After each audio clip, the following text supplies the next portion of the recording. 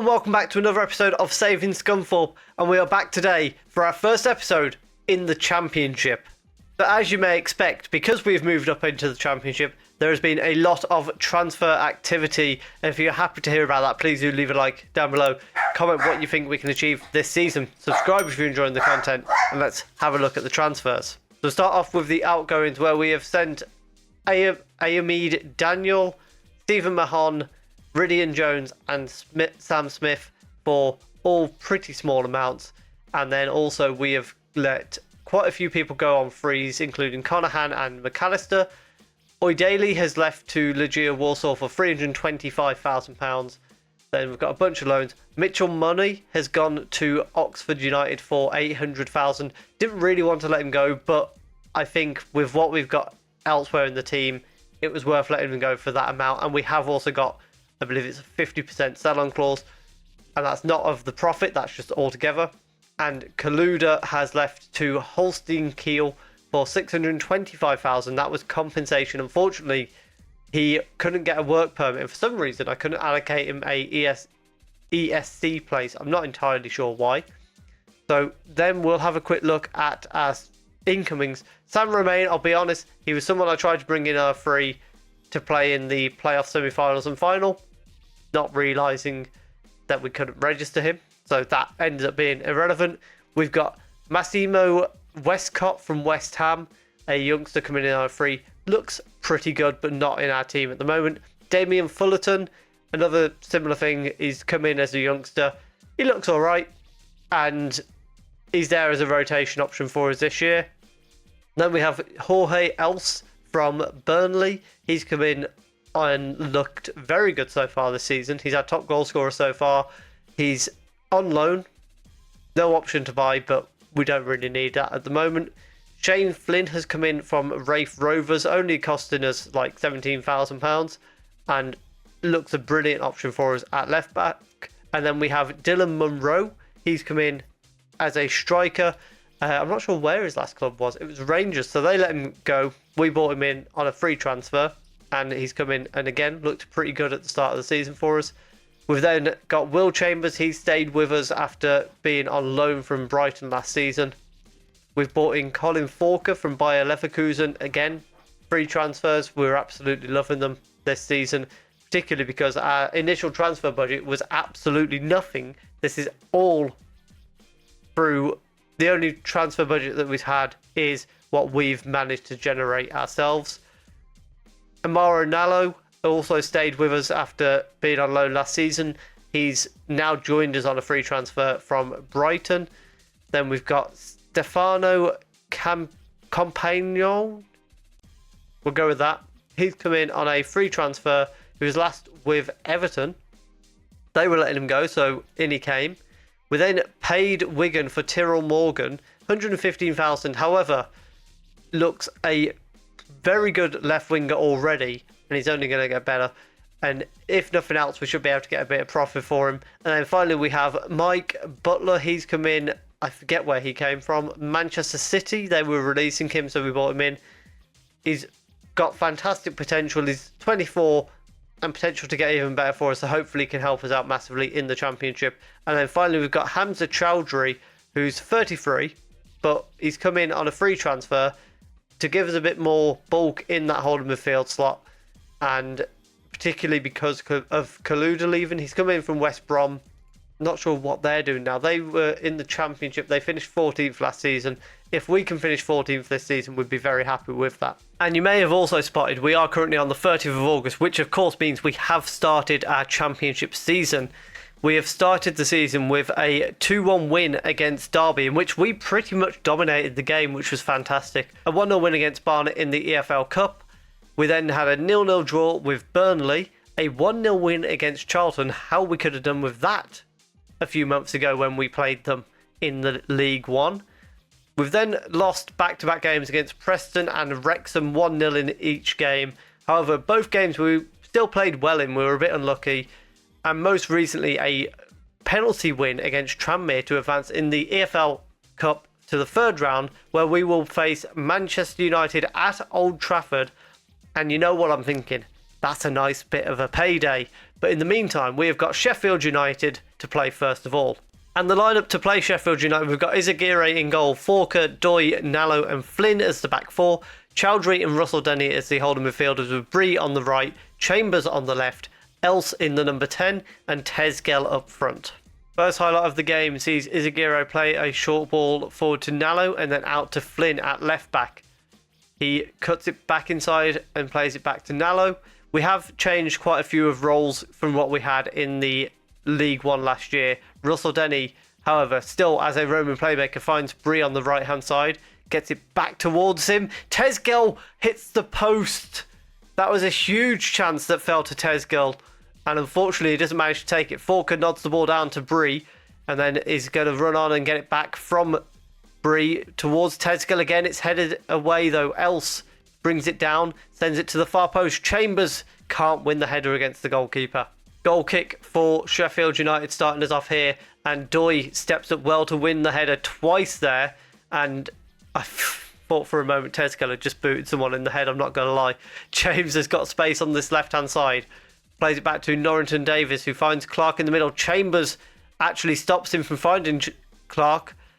Else forward to Tezgel, cuts it back and then plays it through to Else, one-on-one with the keeper, and he puts us 1-0 up.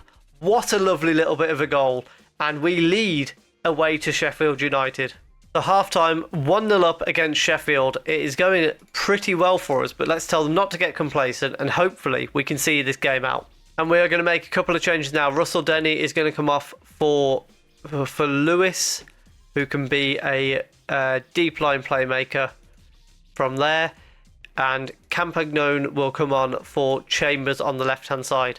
Free kick on the edge of the box for Sheffield United. Benavides is stood over it, goes for goal. Tezgel gets in the way and it goes out for a corner kick. Danger, definitely not over though. Tarek is going to send it in for Sheffield. It's towards the near post and Ugo Chukwu has equalised. Bree with the ball on the right hand side. He loses it straight away at the start of the highlight. And Norrington Davis bringing it down the left hand side. Sends a cross in towards the far post. Tarek was there, but it's headed away from him only as far as Clark, who gets into the byline. Ball across the box. And Cretaro makes it 2-1 to Sheffield. That wasn't in the plan. Highlight straight from the kickoff though. Lewis gets it from Tezgel and plays it back to Doy. And out to Chowdhury, who plays it to Forker on the right hand side. Chowdhury then across to Lewis. Ball forward finds Tezgel, who shoots from range and the keeper has to punch it aside. That was not a bad attempt from Tezgel, although I'm not entirely sure why he was shooting from there. Lewis with the corner kick. Can we respond straight away? Goes in towards the far post. It's headed away. The dog's falling over. Flynn sends it back in towards Tezgel, who can't win the header. Only headed away as far as Lewis. Gets it back into the box and shoots for the bottom corner, but Ando clears it away. I thought for a moment Lewis was going to get brought down and give us a penalty. However, didn't happen. We're going to bring Tezgel off for Hatton and Ramsey on for Forker. And I'd like to bring somebody else, and we'll not really anything else we can do. We'll bring Perkins on for Else. So unfortunately, we end up losing 2-1 to Sheffield United. And not ideal at all to lose in that manner. And so my plan now is I'm going to go and watch the first half of the England versus Switzerland game, and I will also go and do transfer deadline day, and we'll come back for the Manchester United game during half time, so hopefully I'm in a good mood. So we're back actually after the England game, and what a stressful experience that was. We've made a couple of transfers since you were last with us. Karim So was unhappy at the club, so we've let him go 2.6 million and possibly rising up to 3.4 million. And then we've also bought in two players. Gunnar Bjarnason from Lille, who looks a pretty good option for us as a striker. His finishing isn't great, but I'm hoping we can work around that and he'll still do a job for us. And I believe we've only got to make him a squad player, so that's absolutely fine.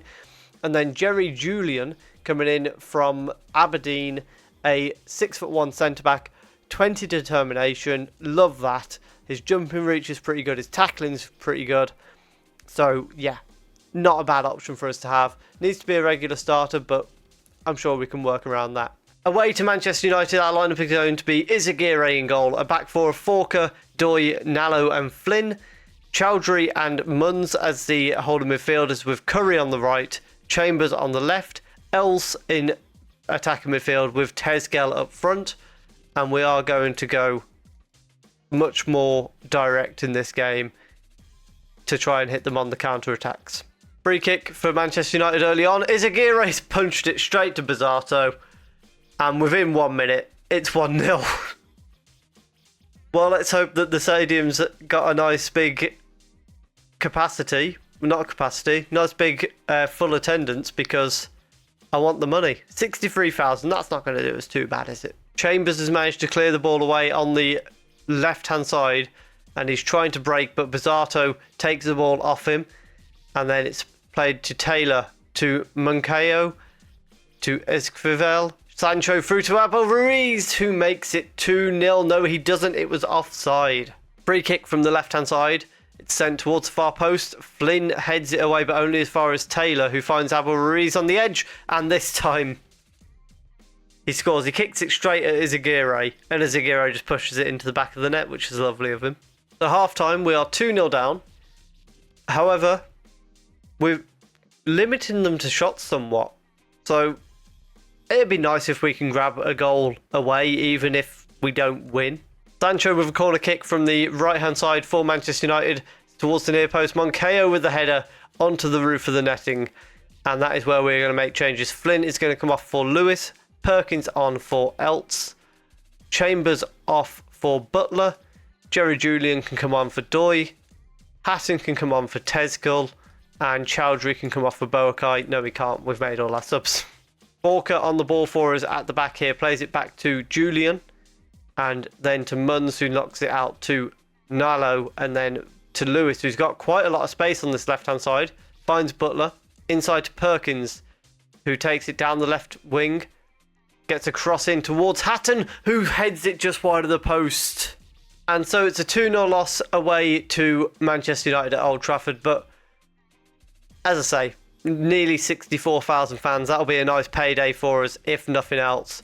And it is against a Premier League team like Manchester United, who are going to be one of the teams challenging the top of the Premier League. So we can't really be unhappy with that, can we?